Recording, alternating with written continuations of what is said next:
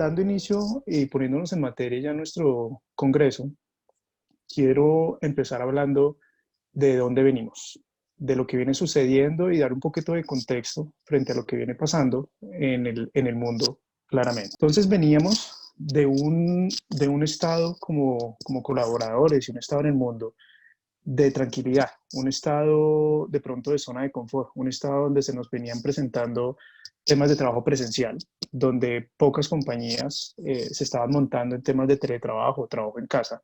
Veníamos de una estabilidad laboral, veníamos de un presentismo, de una gestión del talento un poco tradicional posiblemente, de tener algunos resultados subjetivos o de medir los resultados de una manera específica. Venimos de compañías burocráticas, de compañías que tenían horarios estrictos, de pronto algunas con ausencia de data y tecnología digital. Ese es el pasado en el que veníamos. Pues empezamos a ver diferentes estrategias que las organizaciones empezaron a implementar, como recortes de personal. También enviamos al personal a hacer teletrabajo y ni siquiera bajo la modalidad de teletrabajo que nos dispone la ley, sino que empezamos a enviar a la gente a trabajo en casa con unas normas específicas, con lo que bien pueden tener muchos de los trabajadores y muchas de las empresas no estaban preparadas para afrontar un trabajo en casa, un trabajo remoto. Estaba viendo algunos estudios donde realmente más del 40% de las organizaciones ni siquiera le estaban dando o tenían computador portátil para sus colaboradores. Entonces fue todo un reto empezar a trabajar de manera remota con los trabajadores. Empezamos a hablar de gestión de cambio. Muchas organizaciones todavía no tenían acuñado ese concepto, todavía no estaban gestionando el cambio, simplemente el cambio se presentaba y de alguna manera se generaba, pero no había gestión, no había administración del cambio. Y ahora vamos a verlo más adelante, incluso que una de las estrategias vitales en los procesos de formación es el tema de gestión de cambio. Y empezamos a racionalizar también los costos de las organizaciones, los retos enormes de gestión humana para poder administrar el rubro más grande de las organizaciones normalmente, que es el tema de la nómina. Entonces, diferentes estrategias adoptamos dentro de este proceso, incluso muchas de esas metodologías que uno solamente ve en la academia, pues empezar a implementarlas fue un gran reto. Licencias no remuneradas, muchas compañías también empezaron a generar temas sociales o actividades sociales como donaciones y acompañamiento personal vulnerable. Vemos retiros masivos, aunque la ley informaba que no se podían generar despidos masivos, pues igual se presentaron algunos, unos con permiso, otros sin permiso, y esto generó un gran ruido mediático en el mercado, ¿no? También vemos una reorganización estratégica porque las organizaciones hoy se están haciendo preguntas que antes no se hacían. Empezaron a variar si efectivamente su direccionamiento estratégico estaba alineado con la demanda de esta nueva normalidad. Empezaron a preguntar si efectivamente el propósito de su organización es la que hoy demanda esta nueva normalidad. Empezamos a ver flexibilidad de horarios, compañías que se empezaban a transformar digitalmente, como fue Lonely, que nos empezó a sorprender con temas de delivery y de contacto a nivel virtual con sus clientes. Eh, Empezamos a preguntarnos si esto hace necesario realmente generar una nueva cultura empresarial. Eh, y por último vemos, lamentablemente, muchas compañías que realmente tendrían que cerrar, empresas como de diversión o de celebración o de fiesta o de rumba un poco, todas estas compañías que dependen del contacto social para poder generar sus razones sociales empezaron a cerrar. Muchos negocios de barrio también empezaron a presentarse ahí. Entonces, esta era la nueva, ese es el pasado y esta es la nueva normalidad. Y esta nueva normalidad eh, también nos lleva a entender un poco, y quiero presentarles esta encuesta, este estudio que hizo Pulse con Culturex, sobre cuáles son los mayores problemas que las áreas de recursos humanos están teniendo en este momento. Y en su top 4 vemos estos temas como lo es salud y bienestar con el 41%, administración de trabajo remoto con el 39%, continuidad laboral y estabilidad con el 36%, salud mental e incertidumbre con el 14%. Entonces, si empezamos a ver y si empezamos a ver estos 4 problemas, uno empieza a ver que son las estrategias que uno empezó a adoptar como líder de organizacional o como líder de talento humano y las organizaciones en el transcurso del tiempo.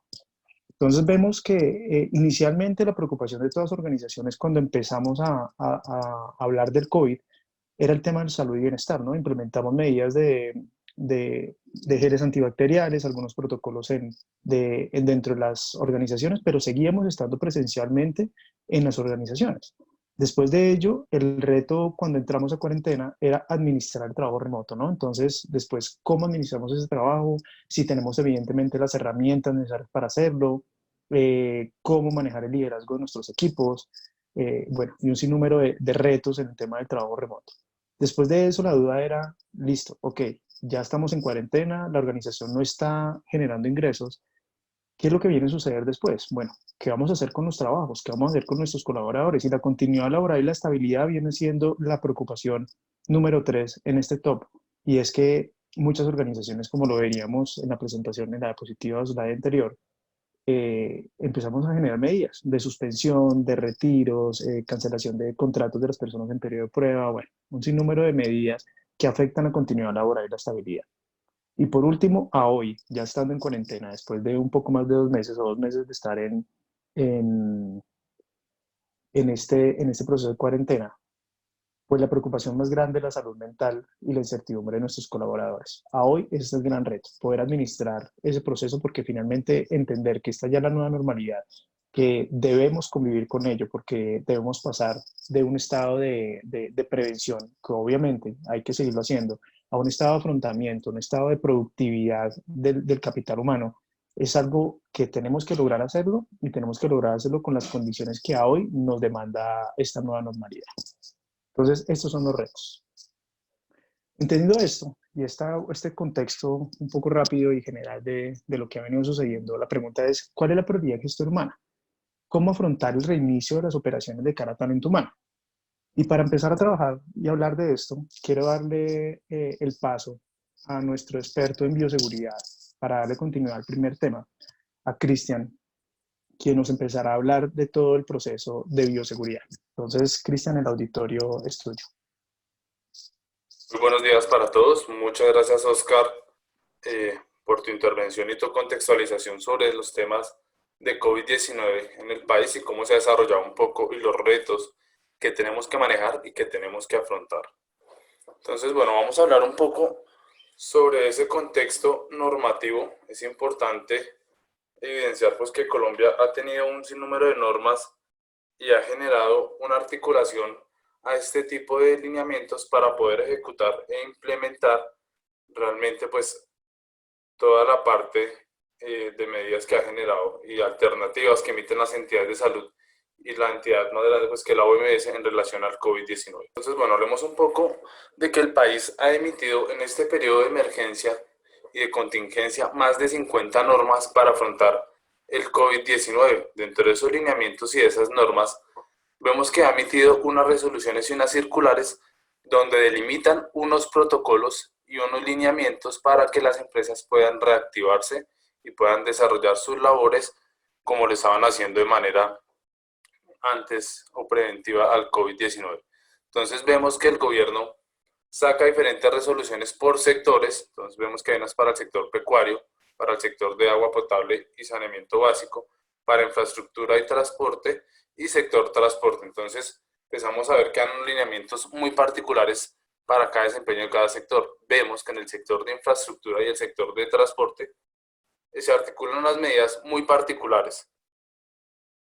Entonces es importante pues lograr tener presente que los lineamientos van a tener una estructura general dentro del protocolo de bioseguridad, pero dependiendo cada sector habrán unas particularidades y unas variaciones. Primero en la documentación que se puede solicitar, segundo en el alcance y en la minucia, entendiendo pues que cada función y cada sector va a tener pues unas características muy específicas. El sector de transporte vemos que tiene uno de los riesgos más altos y que está enfrentado realmente a dar cobertura y a movilizar a los ciudadanos en los diferentes entornos. Entonces ellos van a tener pues unas particularidades, se deben fomentar también algunos elementos adicionales y unos elementos de protección también muy particulares. Entonces vemos pues también esta gran variedad de diferenciaciones. Vemos que el sector de la construcción también tiene una resolución en los lineamientos bastante específicos.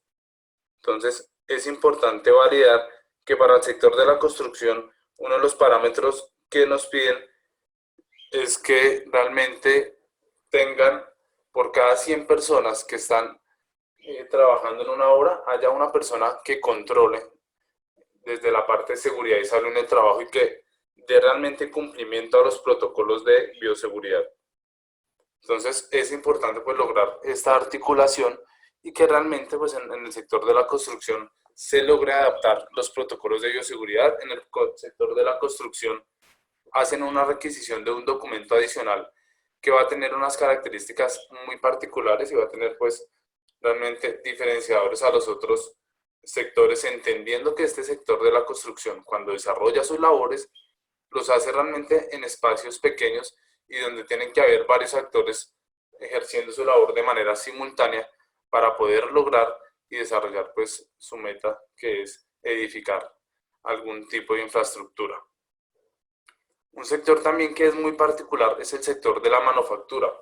El sector de la manufactura, entendiéndose que hay cadenas de producción en línea o en serie donde realmente también vemos que hay una participación de un número o un conjunto de personas también en espacios reducidos.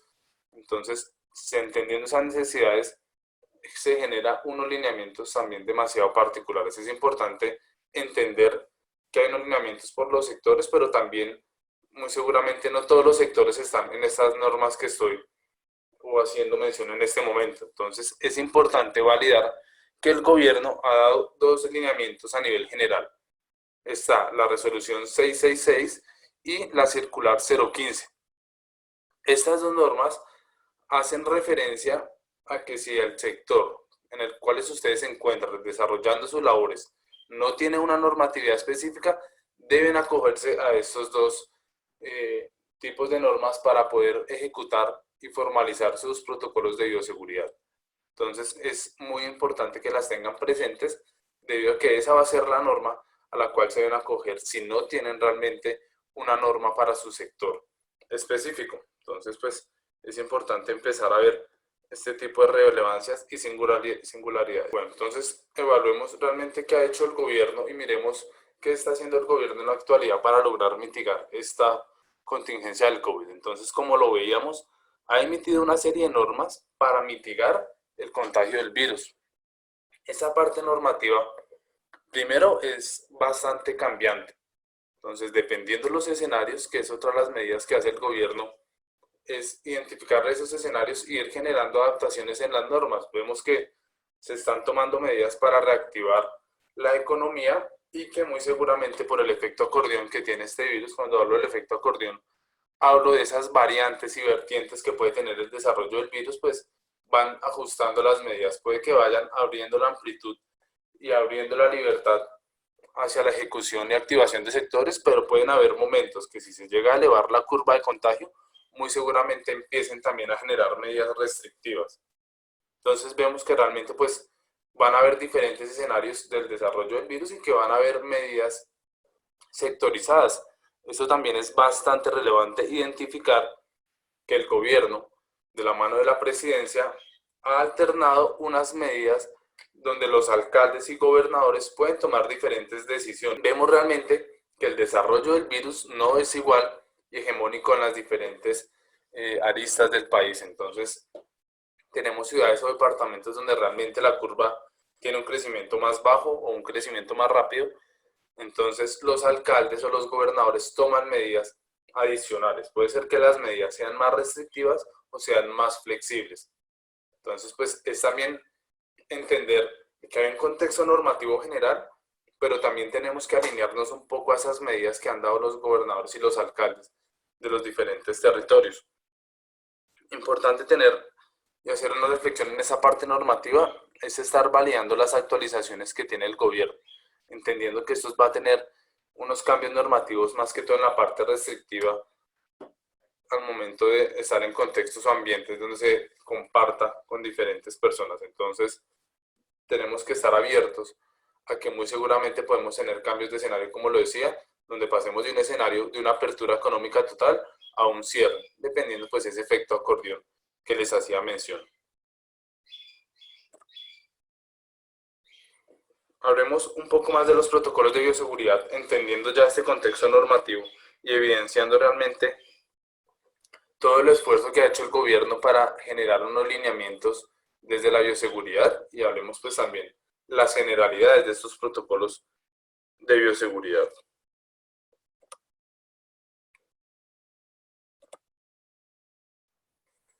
Tengamos presente y claro realmente qué es un protocolo. Si partimos de esa raíz, muy seguramente nos va a facilitar el entendimiento y la aplicación de este documento. Cuando hablamos de protocolo, hablamos de un conjunto de normas, reglas y pautas que nos van a servir para guiar una conducta o una opción.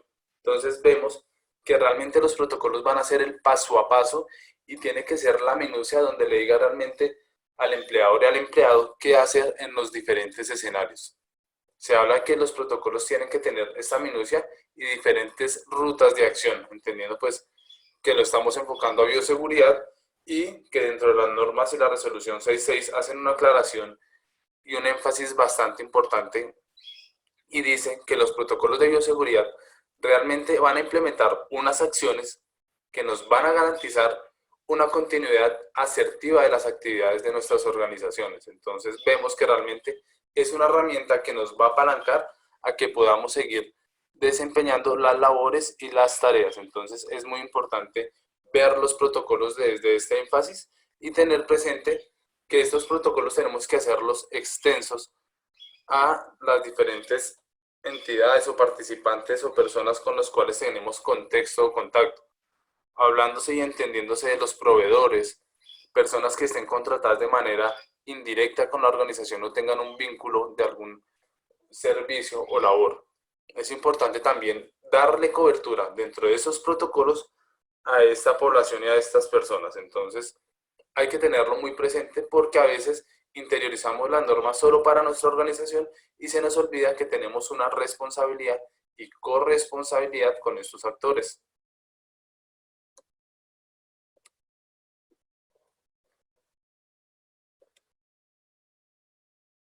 Bueno, evidenciamos también que dentro del protocolo de bioseguridad hay un aspecto y un capítulo referenciado a medidas de bioseguridad para los trabajadores.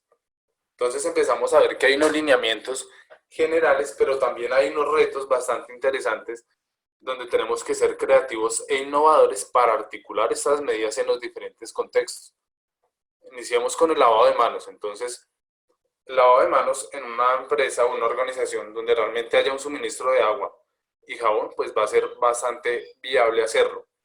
Pero ¿qué pasa realmente cuando una persona tiene que salir a ofrecer algún servicio o permanece o desempeña sus funciones en calle? Entonces empezamos a ver realmente que el protocolo habla de un cumplimiento de lavado de manos de manera obligatoria, pero ¿qué pasa en esos casos y cómo podemos articular medidas adicionales para contemplar en el protocolo de bioseguridad ese tipo de vertientes y ese tipo de escenarios? Entonces, importante, hay diferentes elementos como elementos de protección, kits de bioseguridad como gel antibacterial.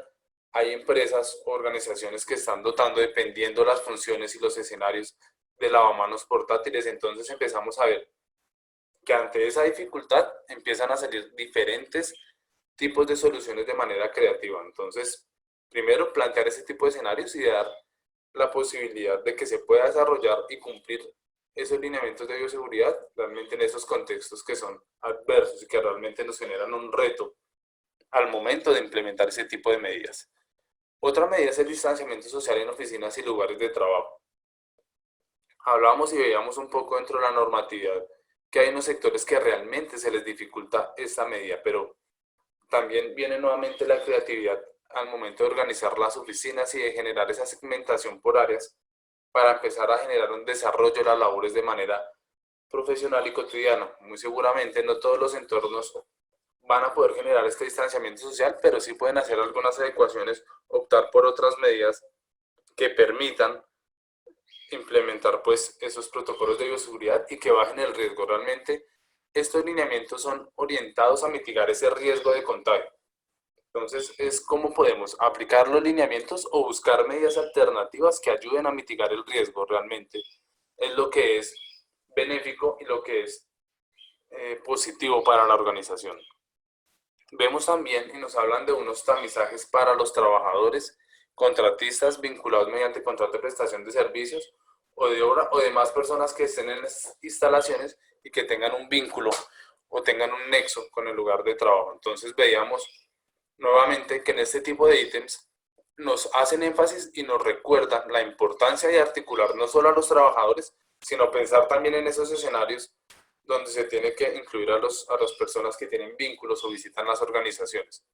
Cuando hablamos del tamizaje, hablamos de un listado de chequeo que nos va a permitir garantizar unas condiciones de seguridad al momento de ingresar la persona a nuestra empresa o a nuestro lugar de trabajo.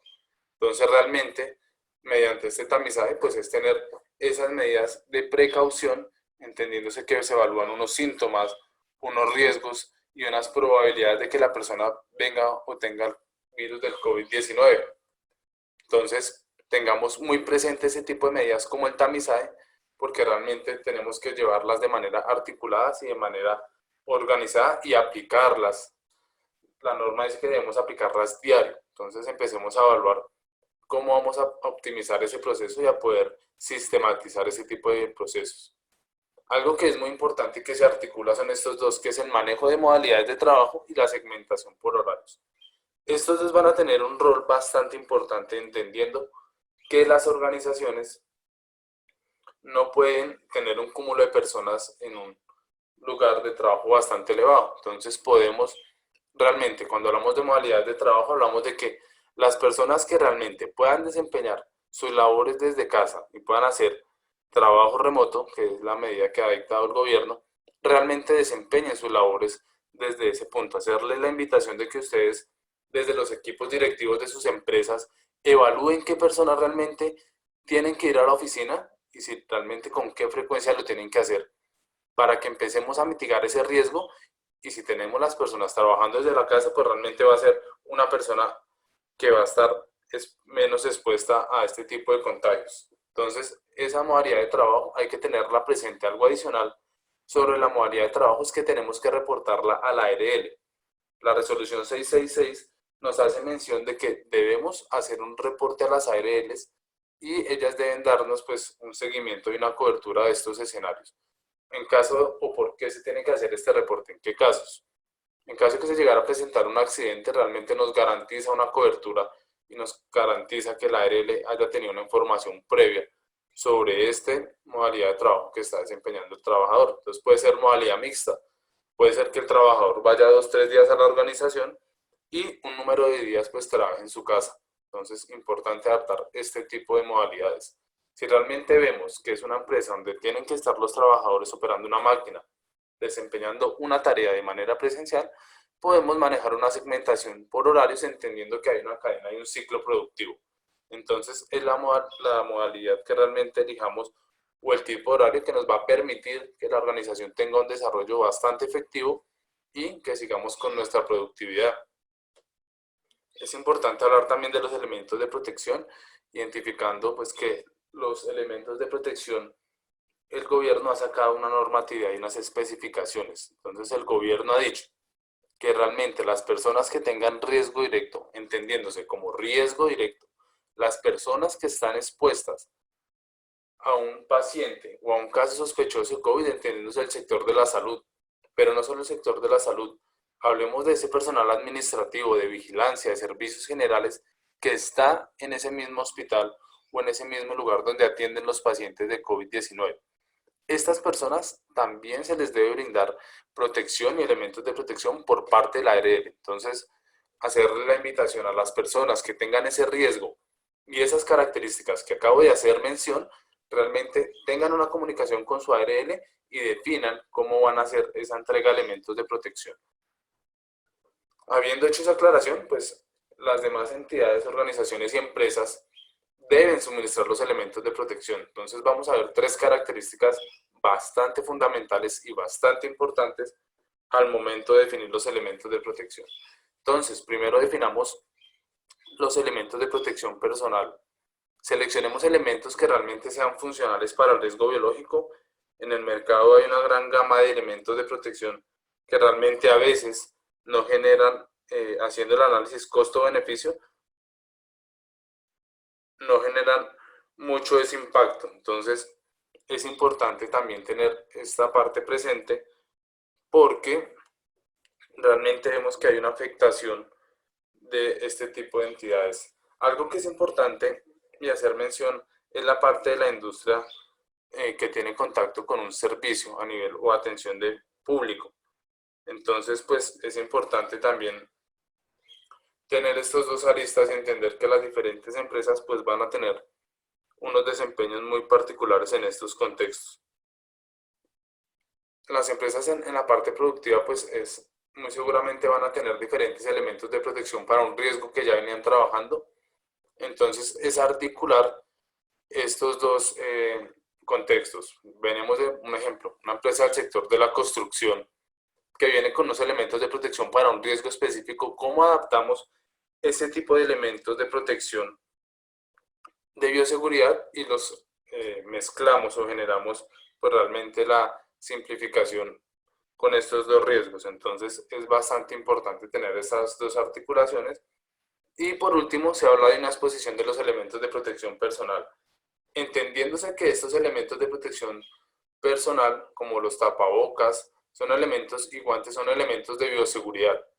Hablamos de que estos elementos, inicialmente, los protocolos de sanidad, hablaban de que debían ser dispuestos en una bolsa roja y una empresa debería recogerlos, una empresa que manejara desechos biológicos.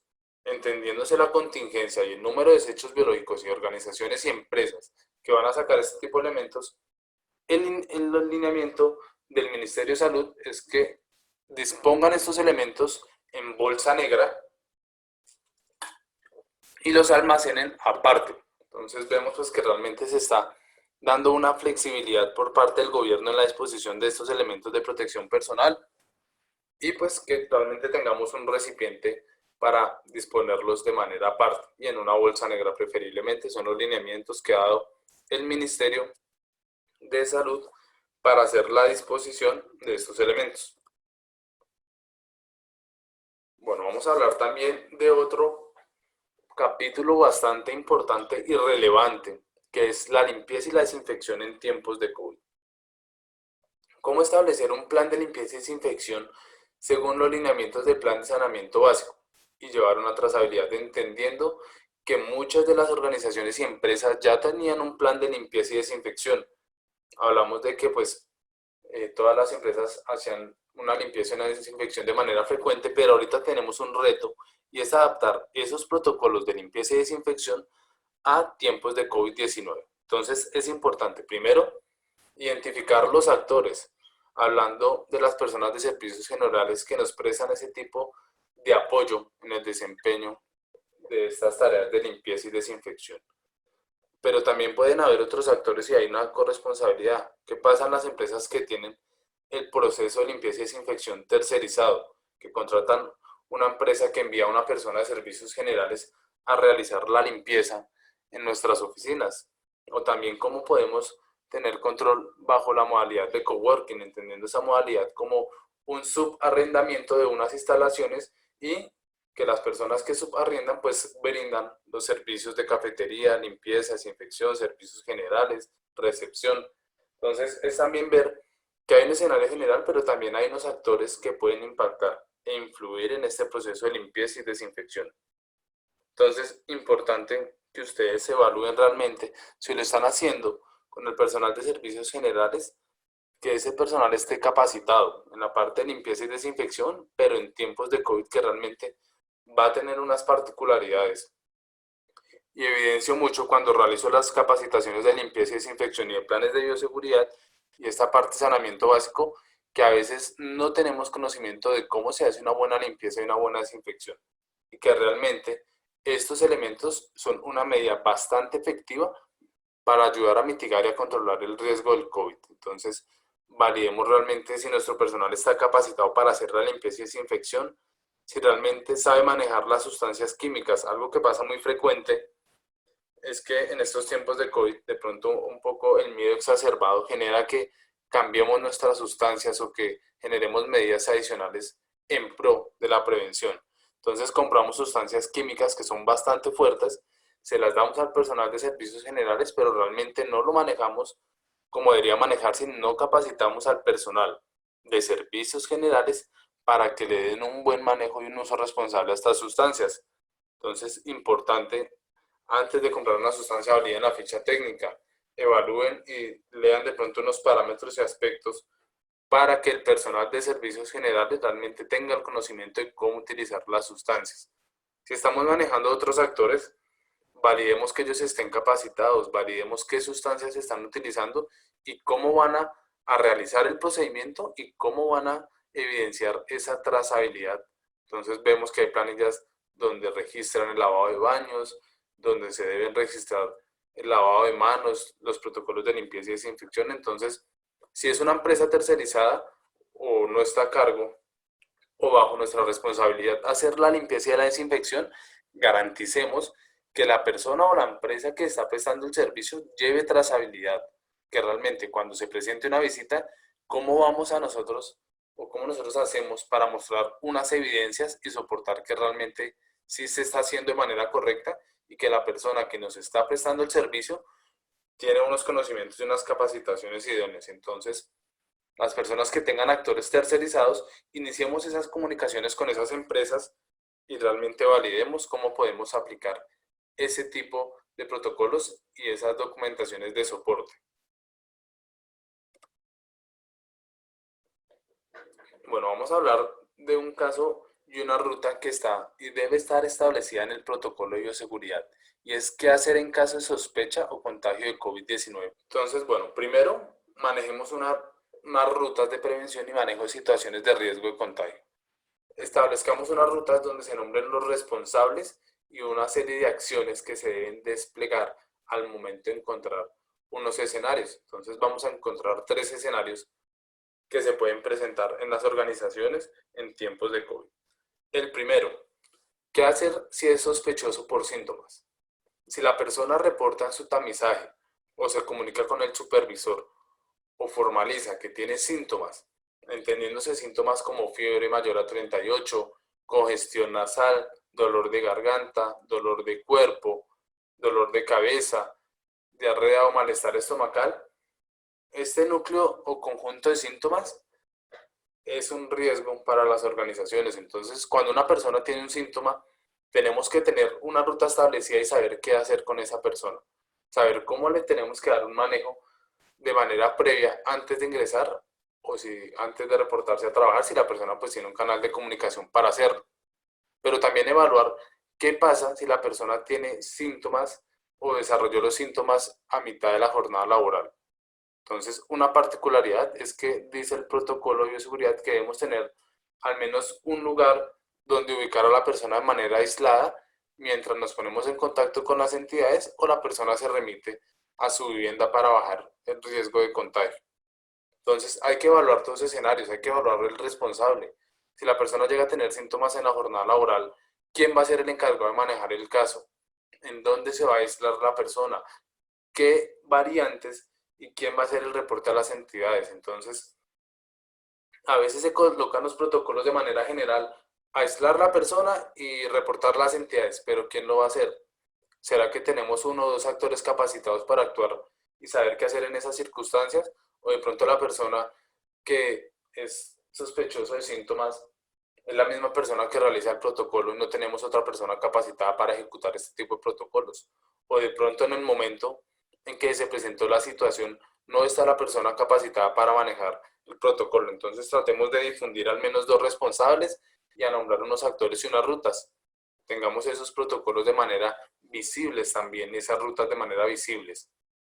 Cuando las entidades hagan auditoría, muy seguramente nos van a preguntar y pueden validar con las personas si conocen las rutas y saben qué hacer. Entonces es importante que todos conozcan qué hacer.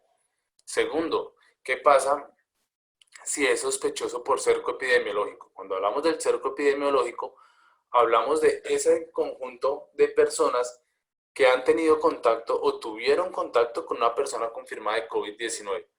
Un ejemplo, yo puedo estar el día de hoy y en un rango menor a 14 días tuve contacto con una persona que tiene COVID positivo.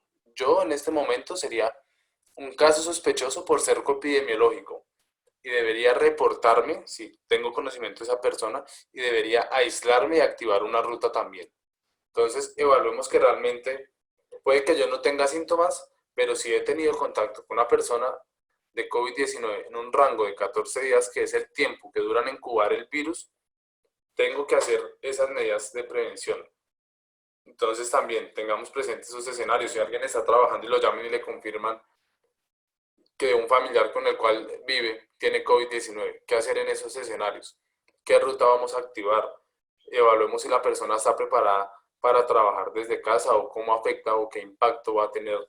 Y empecemos a evaluar ese tipo de situaciones, porque muy seguramente se pueden presentar. Realmente aquí una reflexión que hacen los estudios que se está haciendo ahorita es que hay un riesgo bastante alto y que muy seguramente las medidas de mitigación y contingencia están orientadas a prevenir, pero también a preparar esos escenarios de contagio que realmente pueden ser muy realistas y que muy seguramente a varios de ustedes les va a suceder. Entonces es también tener presente que nos puede pasar y que nos va a pasar muy seguramente, y saber qué hacer y tener la calma y manejar este tipo de situaciones. Y por último, la ruta pues ya que ninguno espera tener es el contagio positivo de COVID-19 de uno de sus miembros de la organización. Tener presente que si llega a suceder este escenario, tenemos que aislar a las personas que han tenido contacto con ese trabajador, entendiéndose que si está en un turno específico, deberíamos aislar al turno si ha tenido contacto con las personas. Entonces empieza a tomar importancia y relevancia y coherencia las medidas de aislamiento, de segmentación de turnos y de pronto la diferenciación por áreas. Si una persona de envasado no tiene que tener contacto con otras áreas, realmente limitemos ese tipo de acceso. Si una persona de una empresa de servicios no tiene o no tiene que tener contacto en la oficina y realmente puede realizar sus labores sin ir a la oficina para realizar su labor comercial, facilitemos ese tipo de cosas para poder disminuir y decrementar el riesgo. Si un asesor comercial iba todas las mañanas a la oficina a dejar los soportes, entonces bajémosle la frecuencia, que no vaya todos los días a la oficina, sino que vaya una vez a la semana, y con eso bajamos el riesgo de contagio. Realmente ese tipo de personas que están en la calle, minimicemos y hagamos un seguimiento y un fortalecimiento de esas medidas de desinfección y limpieza al momento de ingresar. Fortalezcamos esos protocolos y bajemos la frecuencia de esas personas al momento de ingresar a la oficina. Son estrategias que tenemos que empezar a adaptar y ser creativos para bajar ese riesgo realmente de contagio de COVID-19. Eso va a tener unos impactos, estos escenarios que acabo de nombrar. Entonces, primero, las entidades van a poder hacer un cierre de nuestras empresas si tenemos carencias o evidencian negligencia o falta de cumplimiento de los protocolos de bioseguridad. Este es un escenario que realmente ninguno desea y que tenemos que prepararnos y hacerlos de manera previa. Otro escenario es el aislamiento preventivo en la organización. Entonces, lo que hablábamos, si una persona de un turno tiene COVID-19 positivo, debemos aislar el turno. Pero entonces es ser creativos y lo que les decía, cómo podemos planear escenarios donde nos cierren un turno y tener otro turno que respalde otras personas que respalden ese tipo de funciones, y debemos continuar las organizaciones. Y por último, pues van a generar unas afectaciones en la salud del trabajador. Entonces evidenciemos que esta enfermedad tiene unos desarrollos a nivel de sintomatologías y a nivel pues de cronicidad. Entonces está leve, moderado y agudo o crónico. Entonces puede generar afectaciones. La cifra de muerte de las personas es el 2%, realmente es una cifra baja, pero pues puede haber un riesgo también de que la persona fallezca. Entonces empecemos a contemplar esos escenarios y a saber cómo lo vamos a manejar y cómo vamos a actuar en esos escenarios. Algo importante y hacer un resumen, una reflexión realmente es ver que los protocolos son adecuados a las organizaciones. Puede haber una organización que tenga varias sedes, que tenga la misma visión, que tenga la misma finalidad, pero los protocolos entre las sedes pueden variar. ¿Por qué? Un ejemplo, una empresa que tenga sede en Soacha, en Mosquera y en Bogotá. Primero, una variable importante es los lugares donde están ubicadas. Dependiendo de los lugares, como veíamos, van a tomar medidas restrictivas. Vemos que en Soacha hay medidas de pico y cédula, en Bogotá hay medidas de pico y género antes, ahorita actualmente pues ya no hay medidas de pico y género.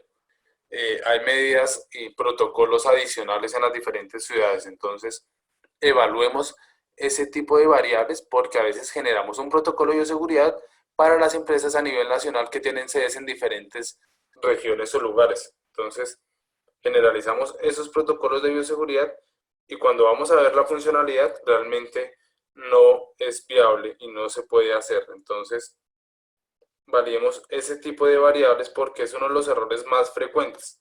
O a veces cogemos un protocolo del sector o del vecino de la organización o un colega que nos lo prestó y lo aplicamos tal cual y cuando van a hacer las auditorías, cuando se tienen que enviar los reportes al ministerio y a las diferentes entidades, los protocolos no pasan. O van a hacer las inspecciones y lo que está en el protocolo es totalmente diferente a lo que están aplicando porque las infraestructuras, las condiciones y los responsables no están en esa sede. Entonces, vemos que primero hay que erradicar los protocolos ante las diferentes entidades dependiendo de las requisiciones.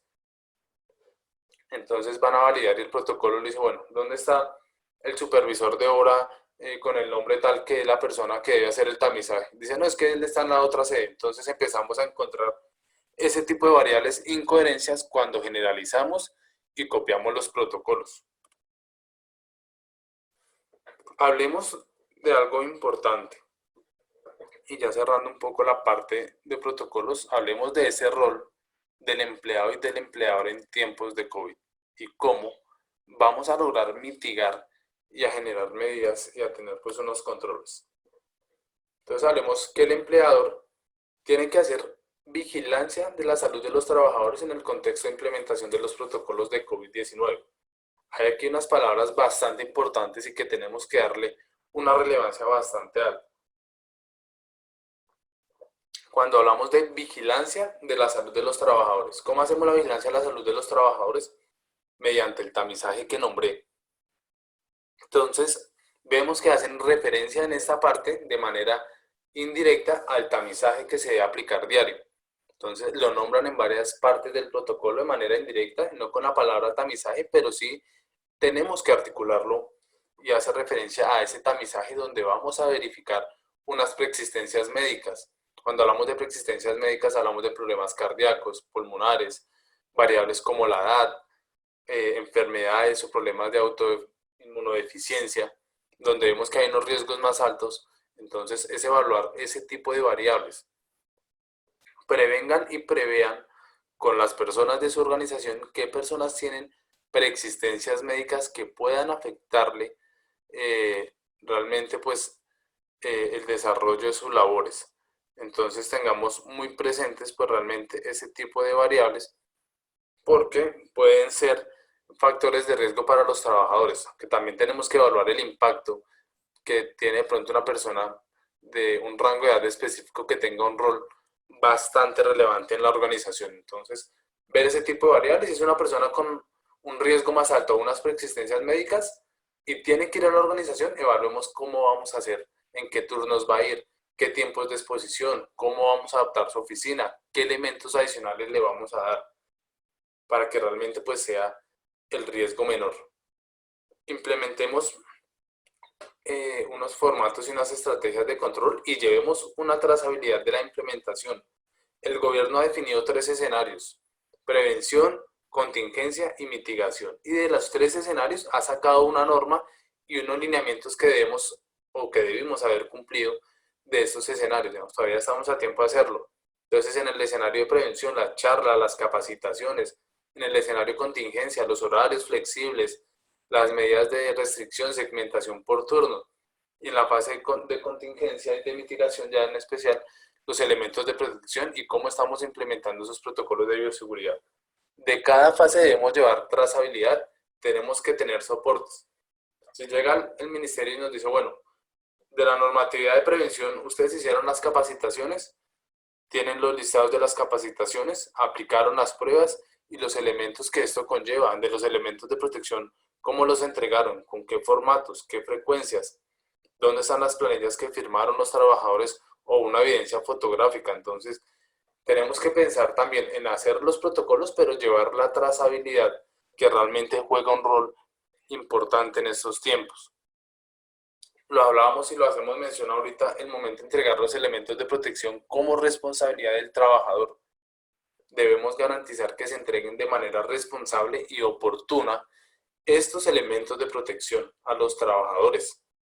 A veces no los entregamos y no formalizamos las entregas y realmente es la palabra del empleador con la del empleado y empezamos a tener ahí complicaciones. Entonces, llevemos trazabilidad, implementemos las cosas de manera correcta, asesorémonos, hay unos formatos y unos lineamientos claros para implementar.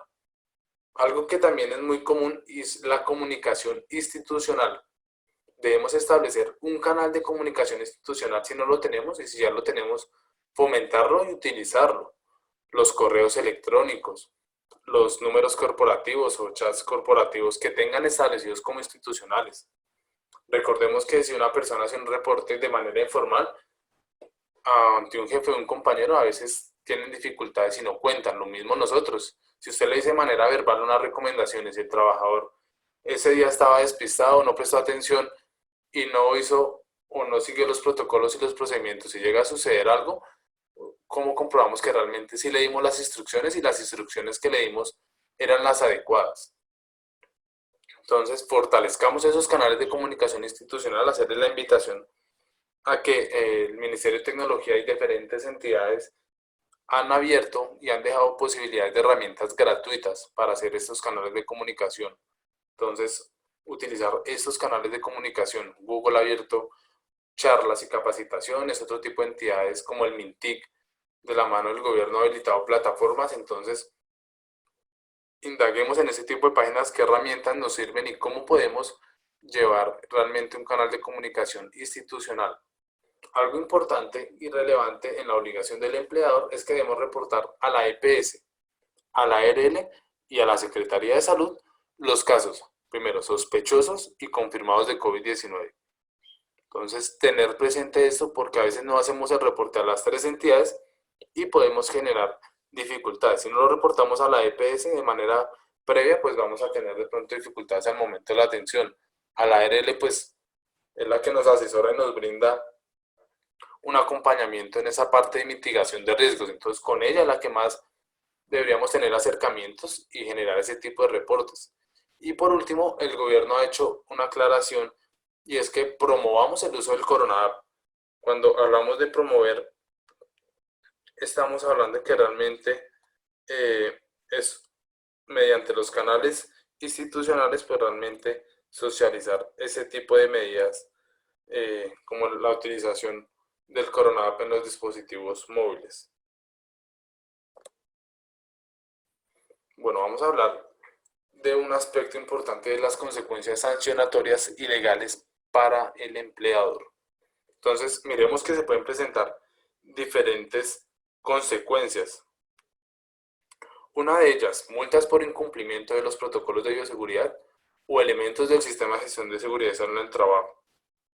Sellamiento de la empresa cuando la falta o la proporcionalidad de la falta u omisión es grave. Y vamos a tener también unas afectaciones de tipo penal. Entonces, cuando hablamos de afectaciones de tipo penal, hablamos hasta de consecuencias donde se puede privar la libertad al responsable o representante legal de la organización o a las personas que tuvieran que ver con una mala ejecución de un protocolo que estén a nombre o a cargo de la organización. Entonces, evaluemos este escenario porque a veces no se contempla y vemos que cuando las personas toman medidas de acción de manera como persona natural o como trabajador puede generar este tipo de sanciones. Miremos qué entidades regulan y vigilan los protocolos de bioseguridad. Entonces, están las alcaldías y las secretarías de salud y el Ministerio de Trabajo. Vemos que la alcaldía o las gobernaciones están articulando y están siendo canal de comunicación con las secretarías de salud, que realmente son las que revisan los protocolos. Y el Ministerio de Trabajo también va a tener un punto de control, entendiéndose pues el contexto laboral en el cual estamos. Infortunadamente el Ministerio de Trabajo, o afortunadamente el Ministerio de Trabajo, no tiene una planta de inspectores bastante grande para hacer visitas de manera preventiva. El Ministerio de Trabajo hace unos años está capacitando un volumen de inspectores más altos para poder hacer visitas preventivas, como lo hace la Secretaría de Salud. La Secretaría de Salud tiene unas escuadrillas y unos grupos que visitan por áreas. Muy seguramente si tienen sectores de alimentos o industrias de alimentos, si tienen establecimientos públicos, en algún momento de su desarrollo de la organización, si llevan más de un tiempo, los ha visitado la Secretaría de Salud. ha diligenciado un formulario y ha pedido unas condiciones y unos elementos básicos. Entonces vemos que la Secretaría de Salud sí tiene la capacidad y cuenta con la capacidad instalada y de personal para hacer esas visitas preventivas. Entonces muy seguramente están haciendo las visitas y lo sé porque varios entes y conocidos han tenido visitas donde realmente ya están revisando los protocolos de bioseguridad y están revisando no solo el documento, sino cómo lo están aplicando y cómo lo están articulando, adicional a los aspectos de saneamiento que revisan ellos. Teniendo claro que estas entidades nos van a visitar, hablemos un poco más sobre esos tipos de responsabilidad y de corresponsabilidad. Entendiéndose la responsabilidad, esa carga que tenemos directa con el trabajador, y la corresponsabilidad, esa carga que tenemos con los proveedores, personas que no están directamente contratadas sino tienen algún vínculo o desempeñan alguna labor. Entonces hay una responsabilidad civil y es claro tener presente estos tres conceptos: negligencia, impericia e imprudencia. Pero hablemos un poco sobre qué son estos tres conceptos. ¿Qué es la negligencia? La negligencia es cuando tenemos conocimiento de la norma y no la aplicamos. No tenemos una voluntad de aplicar la norma y de hacer cumplir los protocolos. Entonces, si se prueba negligencia, genera sanción en la parte civil que va más orientada a multas. Si lo hacemos por impericia, ¿qué es la impericia? Yo tengo toda la voluntad de aplicar el protocolo, me leí la norma, pero realmente no soy especialista y no tengo conocimiento de cómo aplicar estos protocolos de manera efectiva. Y peco por omisión o por falta de conocimiento y cometo una falta o genero una afectación o unos daños. Ahí hablamos de la impericia, realmente esa falta de experticia, a pesar de que tenga la voluntad de hacer un bien mayor. Y hablamos de la imprudencia cuando se toman unas decisiones y no se validan las consecuencias. Un ejemplo, llegó un proveedor a descargar una mercancía. Tenemos un protocolo de bioseguridad, tenemos unas normas, el protocolo está bien implementado, pero la persona que va a recibir la mercancía en ese momento no tiene los elementos de protección o no están disponibles los elementos de protección. Y yo mando a la persona sin elementos de protección a recibir el cargamento o a atender unos clientes o unos proveedores. Entonces realmente ese tipo de decisiones donde no se validan las consecuencias y llega a suceder algo o se llega a contagiar la persona, ese tipo de situaciones son de carácter de imprudencia. Realmente no valoramos las consecuencias a pesar de que tengamos la voluntad y el conocimiento. Entonces, se puede pecar o se puede cometer omisión de la norma con estas tres características. Entonces, tengámoslo presente porque a veces decimos, no, yo lo implementé, tuve la voluntad de implementarlo, pero realmente lo implementé mal porque no tenía el conocimiento o el bagaje para implementarlo. Entonces, cuando van a un tribunal, cuando están ante un juez y se alegan ese tipo de conceptos, pues realmente la persona va a perder la demanda porque no va a tener cómo argumentarlo y ante la ley está estipulado estos tres conceptos de manera clara. Hablamos de una responsabilidad cuando hay una culpabilidad culposa, un dolo o otro tipo de responsabilidad. Pero en este caso quiero hacer énfasis en la culpabilidad culposa. Cuando un abogado toma esta vertiente penal y genera medidas y ve que puede tomar medidas a nivel penal, puede argumentar la culpabilidad culposa, que realmente es hacer un daño sin tener la intención de hacer el daño. Entonces, yo implementé los protocolos, hice las medidas de prevención, pero tuve alguna falencia o omití alguna parte y generé un daño. Entonces, ante un juez penal o una parte de derecho penal, puede verse como este concepto y hacer referencia a este concepto de culpabilidad culposa y tener una afectación hasta la restricción de la libertad cuando los casos son bastante graves. Entonces, en esta parte de seguridad y salud en el trabajo, no se contempla este tipo de escenarios y solo pensamos que es cierre temporal de la empresa y una multa económica. Pero cuando vemos que ya tiene unas consecuencias adicionales, empezamos a tomar y a darle un rol diferente y una relevancia. Vamos y vemos acá en la siguiente tabla cómo podemos realmente hacer una cuantía de las multas. Entonces muchos de ustedes se preguntarán, bueno, pero si realmente no puedo implementar el protocolo o yo tengo abierta la organización hoy y no he implementado el protocolo y me visitan, ¿qué me pueden generar a nivel de multas y sanciones? Entonces ellos hacen una cuantía de multas, digamos, no es que realicen la multa de manera aleatoria y al azar. Hacen una cuantía donde tienen varias características y varios criterios para hacerlo. Entonces vemos que primero uno de ellos es el tamaño de las organizaciones. Entonces hay una microempresa, pequeña empresa, mediana empresa y gran empresa. ¿De qué depende el tamaño de la empresa? Del número de los trabajadores. Entonces ellos van a validar qué número de trabajadores, el número de activos, y con base a esas tres características o esos tres niveles de información ellos empiezan a hacer las cuantías. Entonces dice, bueno, incumplió el sistema de gestión. Recordemos que estos protocolos de bioseguridad van anclados a una ejecución del sistema de gestión. ¿Por qué van anclados a un sistema de gestión? Partamos del principio de que el sistema de gestión tiene la finalidad de mitigar los riesgos mecánico, químico, público y biológico. El riesgo biológico contempla o sustrae o agrupa el COVID-19. Entonces, si no cuidamos el riesgo biológico en el cual está el COVID-19 y los protocolos de bioseguridad del riesgo biológico, estamos incumpliendo el sistema de gestión de seguridad en el trabajo. Entonces vemos que una microempresa puede tener de 1 a 5 salarios legales vigentes. Entonces, pues vemos que una gran empresa puede ser hasta 500 salarios mínimos cuando incumplen estos procedimientos. Entonces empecemos a evidenciar el nivel de las multas que se pueden generar y se pueden orientar y aplicar. Diferente ya cuando sucede un accidente de trabajo, entonces, y no se reporta y no se hace un seguimiento al accidente de trabajo. Entonces, pues vemos también una cuantificación de multas y un escenario que se puede presentar del COVID-19 es la muerte del trabajador.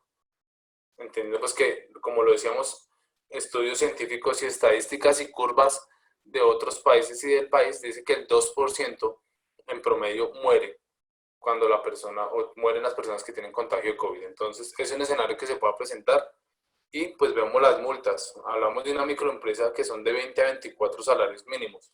Entonces, pues realmente vemos que ya a nivel económico pueden generar un vacío o un desfalco bastante grande y realmente unas afectaciones bastante serias, donde tenemos unas condiciones de economía y de ingresos bajos por toda la contingencia de COVID, y si sumamos a eso este tipo de multas, pueden desencadenar en cierres o quiebras económicas de las organizaciones. Entonces dimensionemos también todo el trasfondo que tiene no implementar los protocolos de bioseguridad, y realmente esta parte de las multas es importante, pero validemos que realmente lo que prima es el bienestar y la salud de los trabajadores. Realmente no miremos esta parte sancionatoria, sino realmente optemos por hacer las cosas por medidas de prevención, por ese autocuidado, por esa fomentación de salud y bienestar de los trabajadores.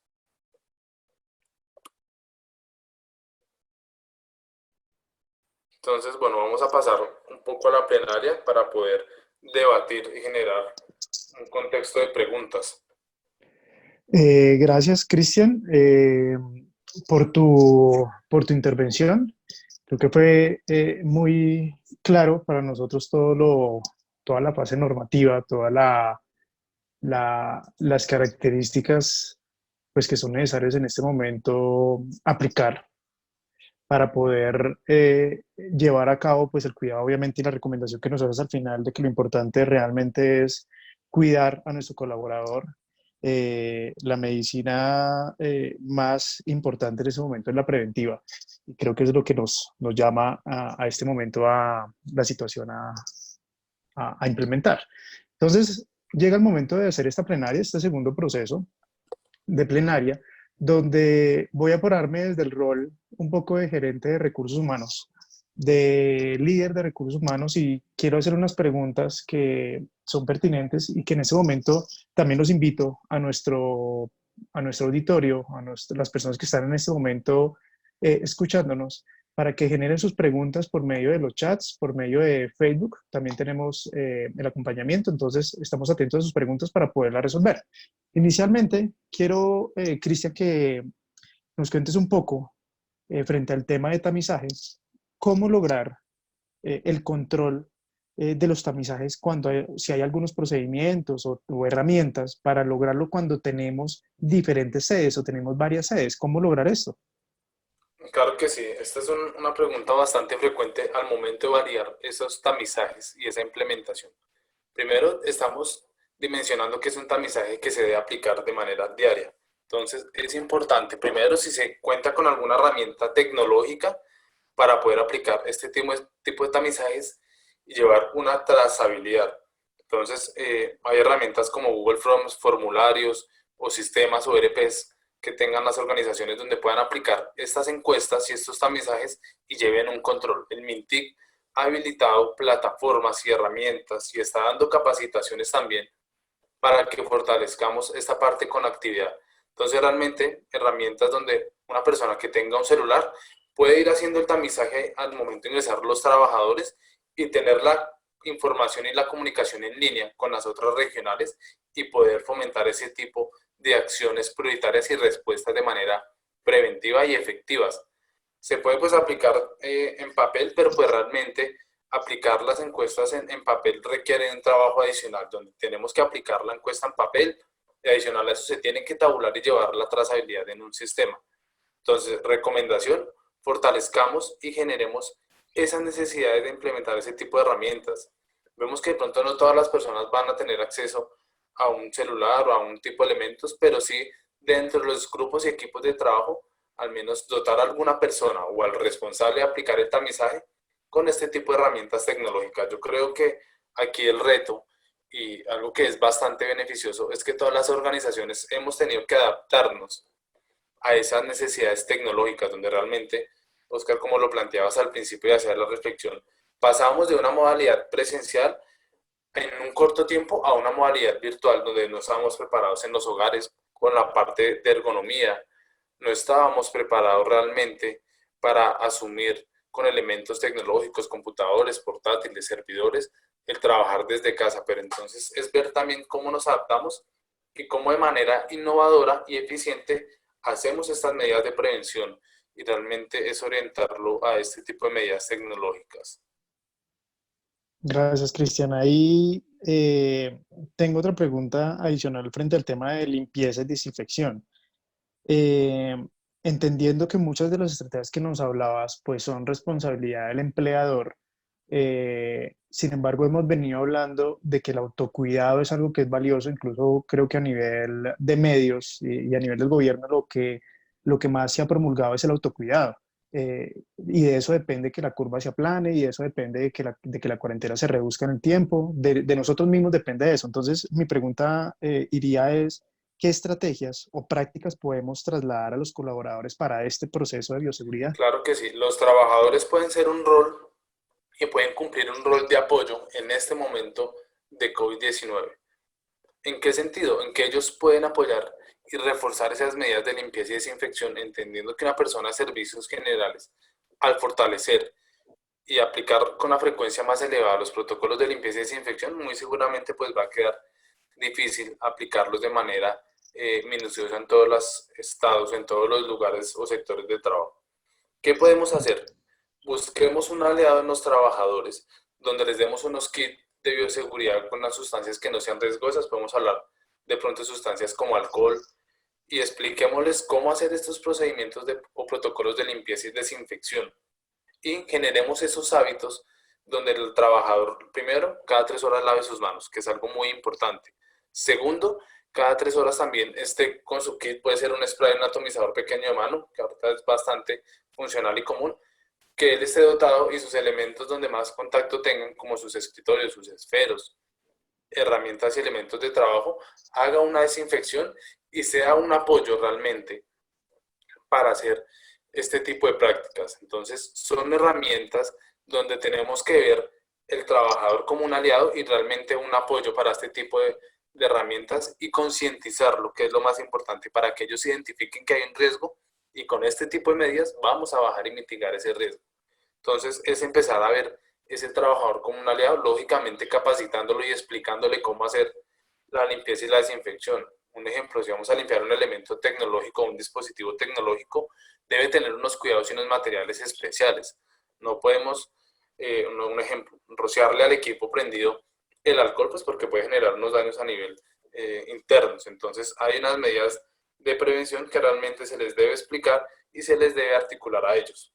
Algo que es muy frecuente y que nos mencionan en los protocolos y me parece importante recalcarlo, es que se dice que las organizaciones hagan charlas cortas en el momento del día o en el transcurso de la jornada laboral donde estén reforzando ese tipo de prácticas. Entonces, podemos hacer ejercicios interesantes donde deleguemos un trabajador por cada área para que nos apoye a hacer ese tipo de charlas y hagamos una integración y una participación de todos los trabajadores. Realmente no deleguemos ese tipo de charlas a una sola persona porque primero pues va a bajar la participación de los trabajadores y no va a tener esa inclusión. Cuando generamos integración y participación de los diferentes equipos de trabajo, podemos realmente ejecutar e implementar los protocolos de manera más eficiente. Ok, gracias Cristian. Creo que aquí adicionar a la parte técnica de cómo manejar estos procesos de limpieza y desinfección, debemos ir un poco más allá y creo que nuestro rol desde como líderes de talento humano y es preguntarnos estratégicamente cómo movilizar comportamientos de autocuidado en los colaboradores.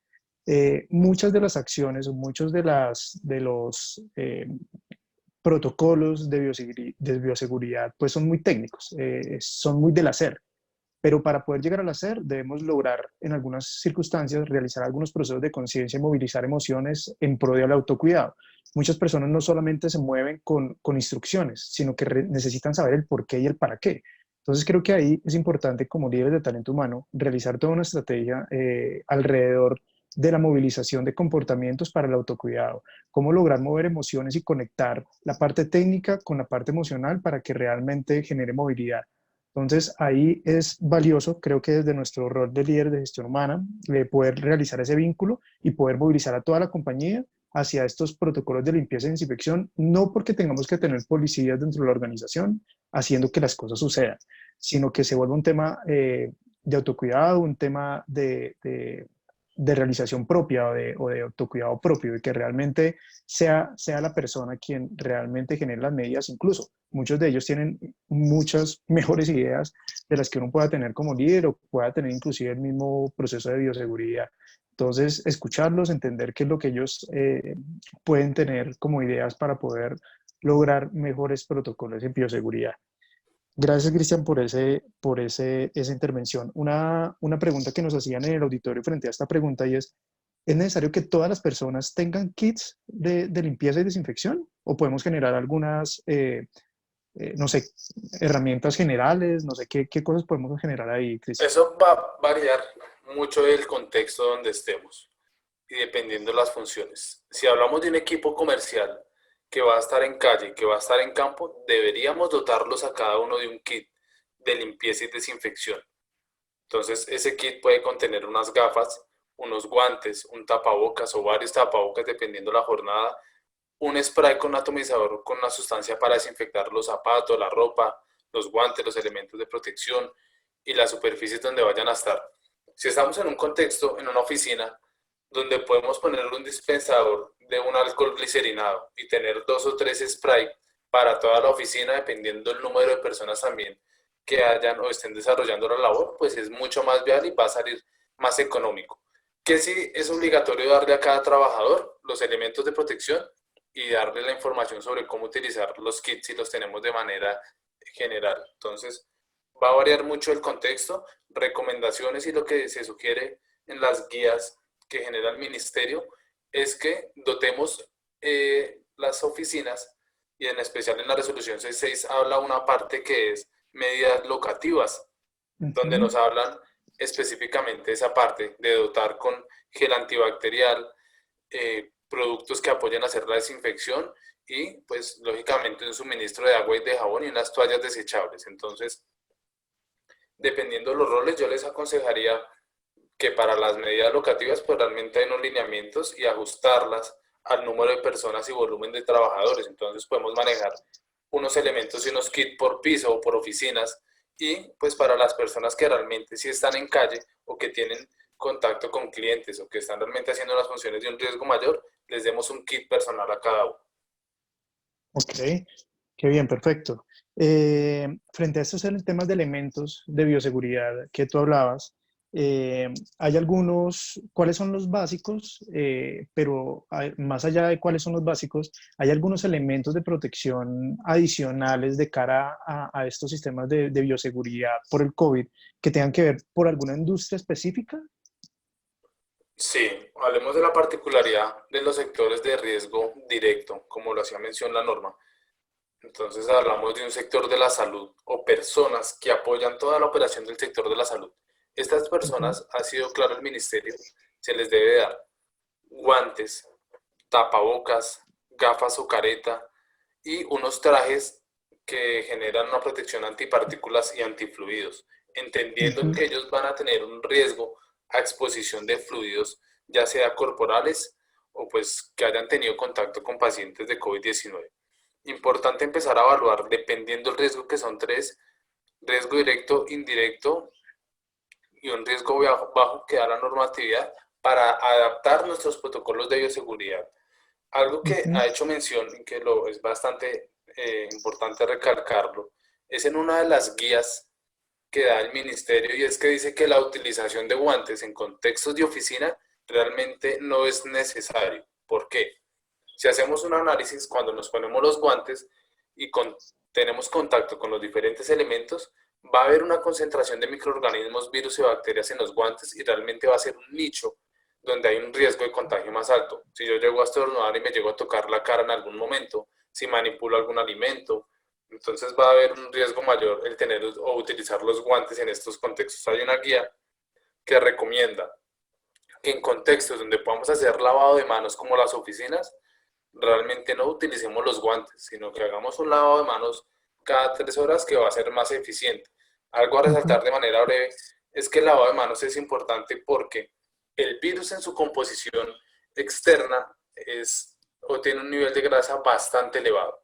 Cuando yo lavo mis Ok. manos con agua y con jabón, el jabón va a repeler y va a generar una barrera protectora en las manos, que va a repeler esas grasas o repele las grasas a nivel general. Cuando yo lavo las manos, voy a generar barrera de protección para que el virus no se adhiera y sea repelido.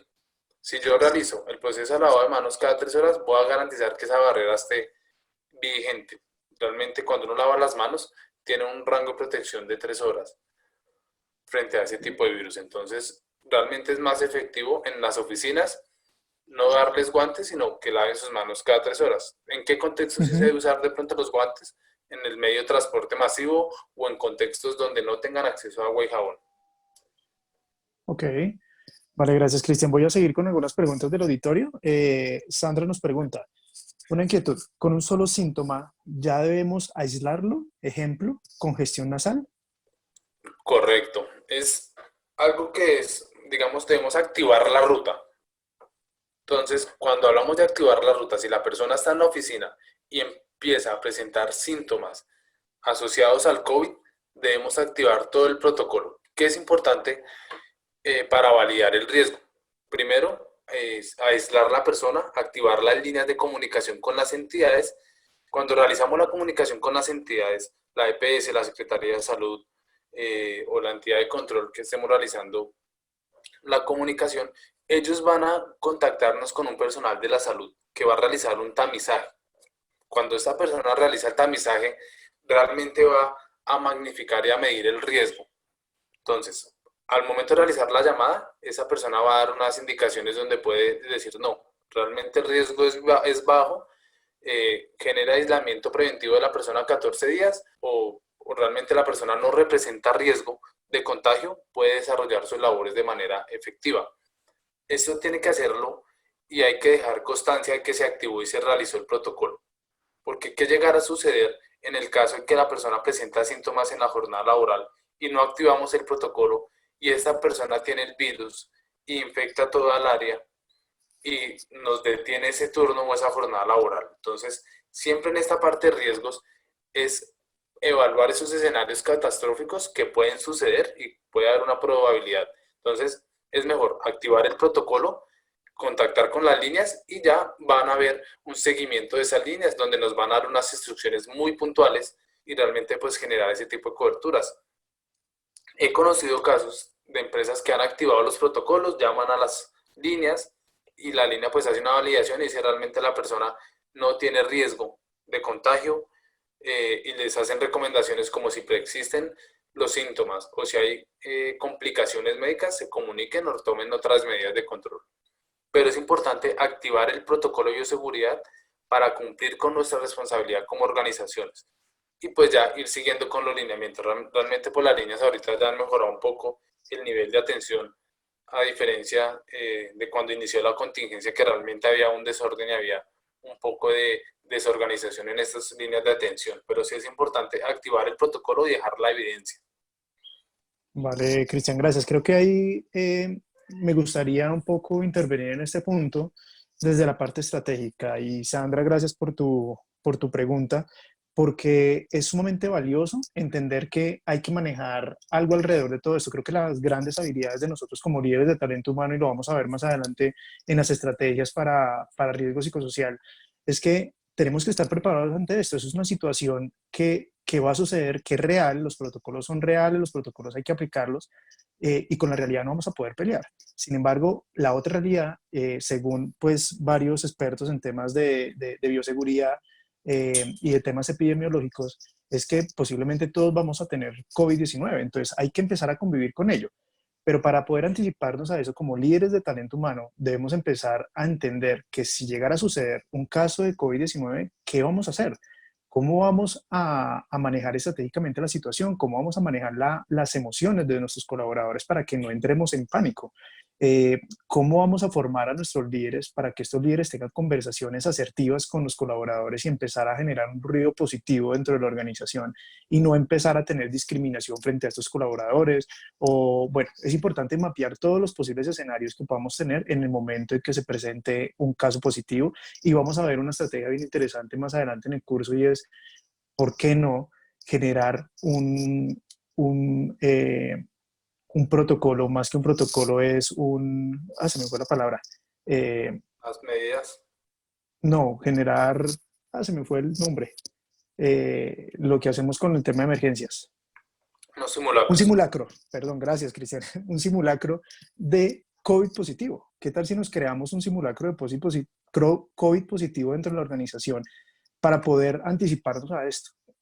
No solamente desde los protocolos y desde el qué hacer paso a paso, sino estratégicamente cómo vamos a manejar la emocionalidad de nuestro talento para que eso suceda. Entonces creo que es importante ahí entender que esta es una situación que nos va a llegar posiblemente y con una alta probabilidad, y el tema es cómo afrontar en el momento que llegue y que no que cuando llegue pues no sepamos qué hacer. Entonces creo que eso es importante desde el rol estratégico de gestión humana, y gracias a Sandra por su intervención allí. Voy con otra pregunta al auditorio para avanzar. Nos dice, perdóname, miramos por acá, nos dice María del Pilar, si una persona del grupo familiar de un trabajador tiene COVID, ¿el trabajador puede trabajar o tiene que quedarse en cuarentena? No, recordemos que cuando una persona tiene contacto con una persona confirmada de COVID-19, entra a ser parte de ese cerco epidemiológico.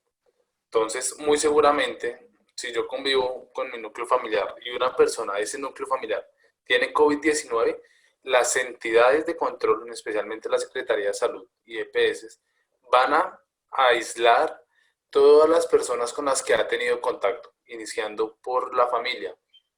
Entonces van a hacer el cerco epidemiológico y van a rastrear con qué personas ha tenido contacto realmente esa persona que tuvo COVID-19, y dentro de esas está la familia. ¿Cuándo puede trabajar el trabajador? Que ustedes dirán, bueno, ¿será que tiene que estar el trabajador los 14 días de aislamiento preventivo? Seguramente no. ¿Cuál es el protocolo que está activando las entidades de control? Cuando yo reporto un caso de COVID-19 en mi familia o un familiar tiene COVID-19, la Secretaría va a aplicar pruebas a todas las personas que están dentro del cerco epidemiológico. Entonces, muy seguramente a mí me aplicarán una prueba si mi familiar tiene COVID-19 y pues en la prueba validarán. Si sale negativa, yo podría desempeñar unas labores entendiendo que la persona debe tener un autoaislamiento en su vivienda, y si yo no tengo contacto con la persona y la persona está aislada, mi familiar está aislado y yo salí negativo para el COVID-19, yo podría desempeñar mis labores de manera normal.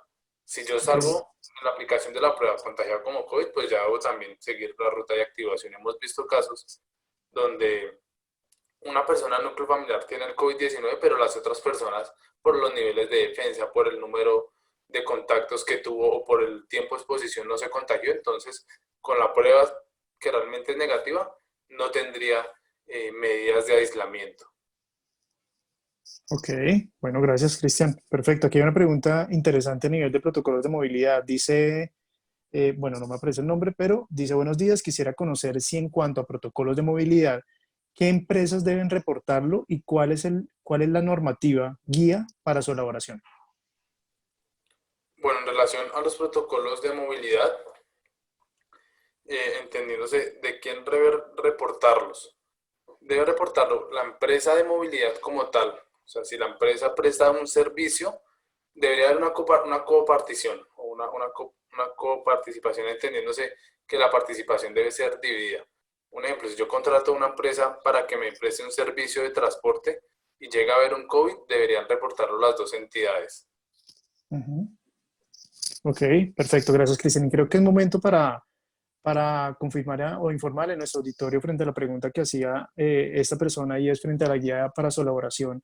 Y es la posibilidad de los formatos o de cómo construir los formatos y desde Prime tenemos este módulo implementado dentro de en nuestra aula virtual, en nuestro proceso virtual, en nuestro campus virtual, donde podemos encontrar toda la información de formatos, procesos y procedimientos para aplicar a nuestras empresas. Entonces, todo el acompañamiento que requieran en cuanto a formatos, procesos, procedimientos y guías, lo van a encontrar en nuestro campus virtual. Entonces, estamos muy atentos para poder apoyarlos en este proceso y en elaboración de todo lo que se requiera en cuanto a este punto. Voy a... Recordamos también la norma, Oscar, qué pena que te Claro, interrumpa, la dale, resolución dale. 677, la del sector de transporte. Resolución 677. Perfecto, Cristian, gracias. Excelente. Otra pregunta es, si hay teletrabajo, ¿se deben tener los manuales igual? Sí, las personas que están haciendo teletrabajo dentro de los protocolos de bioseguridad se debe realizar limpieza y desinfección en la vivienda y se debe realizar aplicación del tamizaje 19. Hay una concepción de que el riesgo de nuestras viviendas es nulo o es bajo, y esto es una Ujú. concepción falsa. Voy a poner un ejemplo y voy a contextualizarlos de manera breve. Cuando yo salgo a la calle, tengo contacto con elementos al momento de hacer mercado, hacer alguna diligencia personal, estoy contaminándome, ¿sí? Yo llego a la casa, me limpio y me desinfecto todos los elementos, pero recordemos que estos protocolos de limpieza y desinfección no son el 100% efectivos. Va a haber un margen y un riesgo pequeño de contagio. ¿Qué pasa si yo llego y toco las manijas y las contamino con un riesgo bajo? En el transcurrir del tiempo, entendiendo el comportamiento bacteriano y microbiológico, estos virus se van a ir reproduciendo. Entonces, si yo no limpio y desinfecto las manijas, los switches, los elementos también en mi vivienda, estos elementos se van a reproducir y va a suceder algo muy similar que sucede o pasa con los guantes.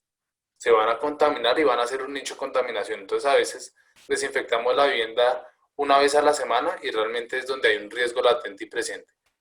Este comportamiento del virus pues es bastante particular, entendiendo que ellos se van reproduciendo y van generando afectaciones. Entonces es importante tener ese concepto claro y fomentar la limpieza y la desinfección en la vivienda y el tamizaje también de manera preventiva a las personas que están haciendo modalidad de trabajo en casa. Ok, perfecto, Cristian, gracias. Tenemos una pregunta bien interesante por Facebook. Nos dice Caroline. Buen día, agradezco por el tema solicitado. Mi pregunta va enfocada al tema de las instituciones de educación superior. ¿Cómo se deben manejar los protocolos con los estudiantes, ya que en los próximos meses regresarían de forma gradual a las aulas? Bueno, es un reto bastante importante para estas entidades. El Ministerio de Salud no ha dado lineamientos sobre los protocolos de bioseguridad en relación a las universidades.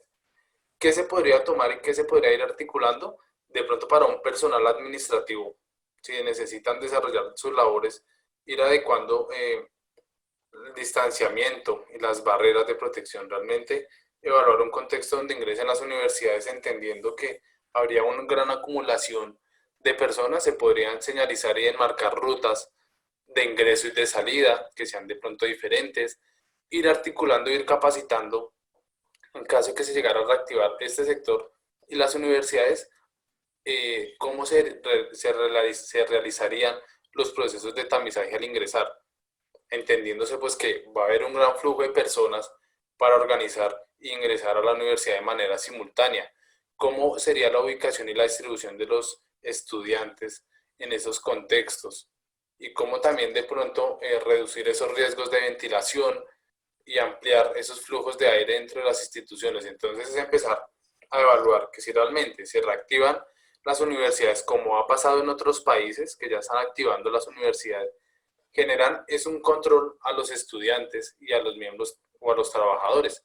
Entonces, en primer medida, mirar si se pueden hacer arreglos o adaptaciones locativas donde señalicemos rutas de ingreso y de salida, validemos flujos de ventilación más altos, sectoricemos o organicemos los horarios si es viable, adecuemos los salones de pronto pues para ese flujo de aire. Y otra medida es elementos de protección, tomar unos buenos elementos de protección que garanticen pues que realmente va a bajar el riesgo. Igual independientemente podemos aplicar todas las medidas, pero siempre va a haber un riesgo. Entonces, ¿qué podemos jugar?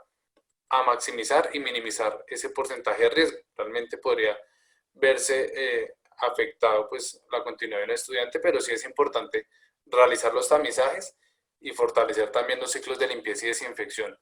Sería algo interesante crear de pronto unos protocolos donde se creen alarmas, timbres o franjas de que la universidad por un momento, como cuando se hacen los simulacros de emergencia en las universidades, que se hacen la evacuación de todos los salones, que se crearan esos momentos para hacer lavado de manos, para hacer limpieza y desinfección por parte de los estudiantes y articular también, como lo hacíamos y lo veíamos con los empleados, un aliado por parte de los estudiantes y de pronto no una carga, sino un aliado que nos apoya a hacer la limpieza y la desinfección, que nos apoya a generar esas prácticas y a fomentar esas prácticas de autocuidado. Entonces sí, sería escenarios bastante relevantes y pues lógicamente cómo se articularía de manera previa una fase de capacitación y de socializamiento de esas medidas. La idea es que de manera virtual, como se han venido manejando los contactos en este contexto, realicemos esos acercamientos y hagamos una preparación. Algo que es bastante útil y que Oscar nombraba como herramienta son simulacros. Entonces podemos decir, bueno, reactivaron las universidades a partir del 30 de mayo. Entonces hagamos un simulacro una semana con 4 salones y validemos realmente qué condiciones y cómo estamos haciendo la ejecución de esos protocolos de bioseguridad. Cerremos brechas, ajustemos protocolo y ahí sí hagamos una incorporación de los demás estudiantes. Creo que ese tipo de estrategias son las que realmente van a ser efectivas.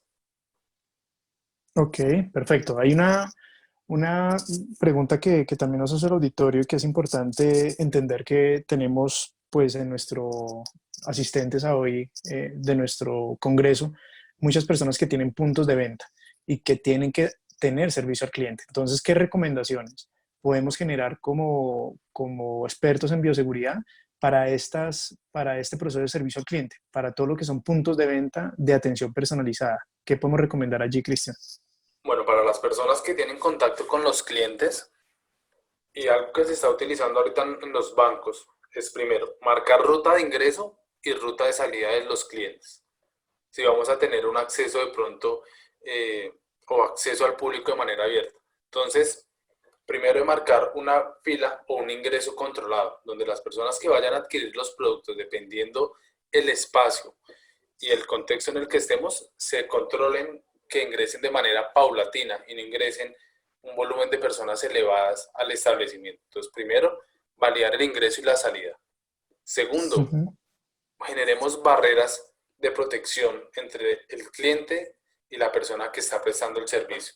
Entonces ahorita están adecuando acrílicos, están adecuando barreras con plástico o algún tipo de elemento que va a bajar el riesgo. Tengamos presente que el virus se contagia por los ojos, la nariz, la boca y por heridas abiertas en la piel. Si yo tengo una barrera plástica o un acrílico entre el cliente y el trabajador que sea funcional, realmente con eso mitigo el riesgo y me evito de pronto de dar la careta o las gafas al trabajador, que va a generar incomodidad, que va a generar otro tipo de factores de riesgo. Entonces, esa es una medida.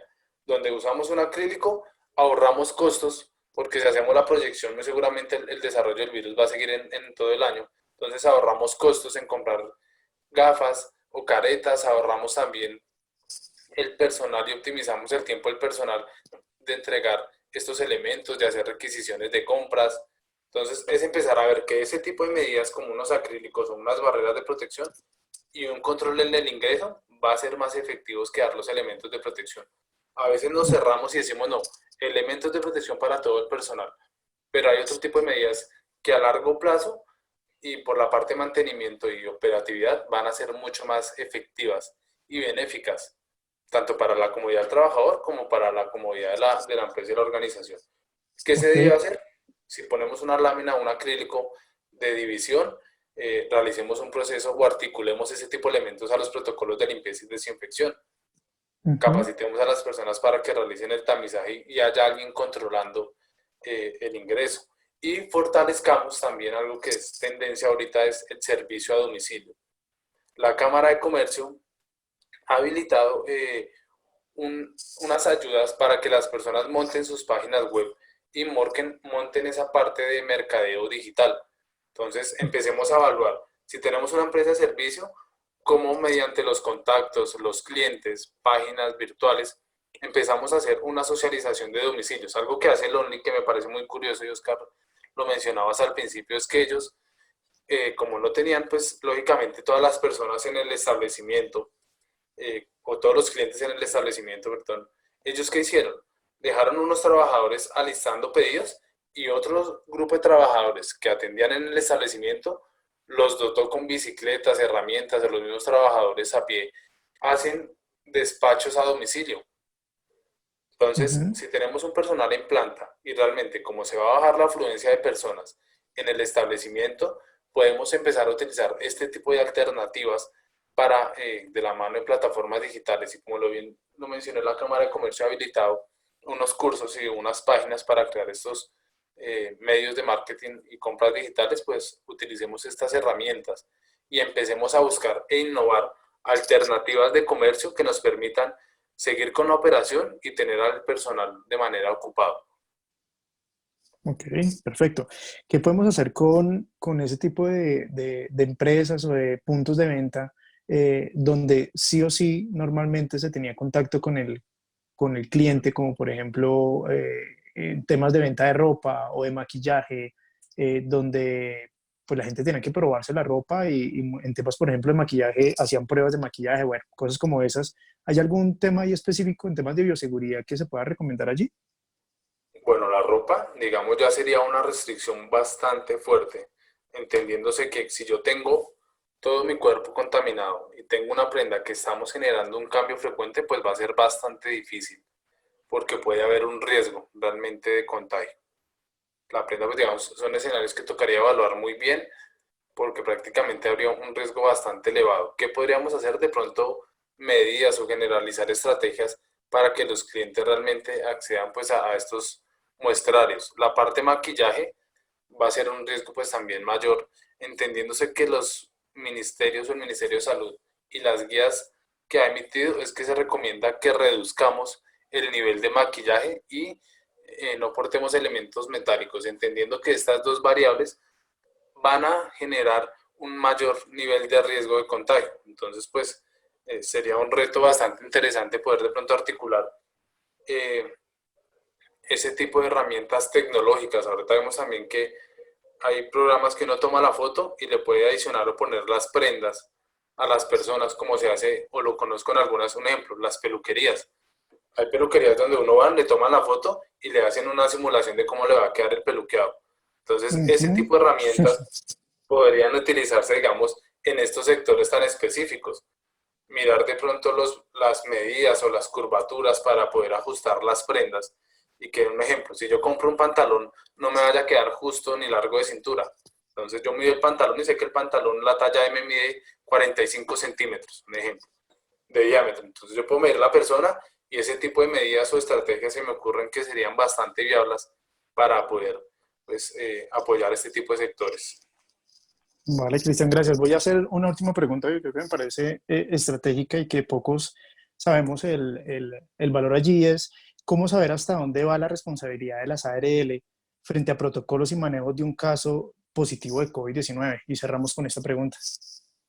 Bueno, importante entender que las ARLs tienen una responsabilidad, pero una responsabilidad de asesoría, acompañamiento y brindan la información. Entonces, las ARLs yo le puedo generar consultas, pero realmente no van a brindar esa asesoría específica. Algo que tenemos que tener presente con las ARLs es que es una aseguradora de la parte laboral. Entonces, si vamos a este principio, nosotros estamos pagando un servicio y ellos nos dan un retorno de ese dinero en acciones preventivas, en el cubrimiento de accidentes y enfermedades laborales. Entonces, con base a ese retorno de esa inversión, podemos exigir algunos acompañamientos en capacitaciones, en formalizaciones y en asesorías para la implementación de los protocolos de bioseguridad.